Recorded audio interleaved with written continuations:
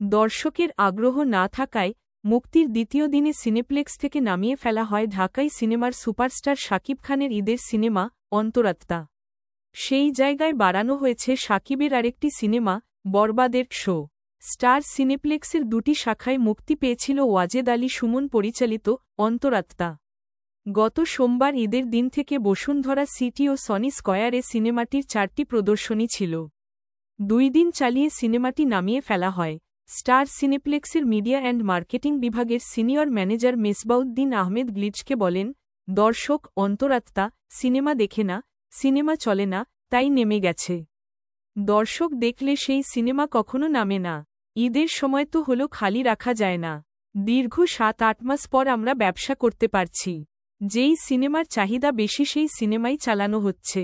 শাকিবের বরবাদ cinema যখন অনিশ্চয়তার মুখে পড়ে তখন হঠাৎ করে মুক্তি নিয়ে আলোচনায় আসে অন্তরাত্মা। 4 বছর আগে 2021 সালে অন্তরাত্মার দৃশ্যধারণ করা হয়। এই সিনেমাতে শাকিবের নায়িকা কলকাতার দর্শনা বণিক। শুটিংয়ের পর থেকে এই সিনেমা তেমন কোনো আলোচনাতেই ছিল না।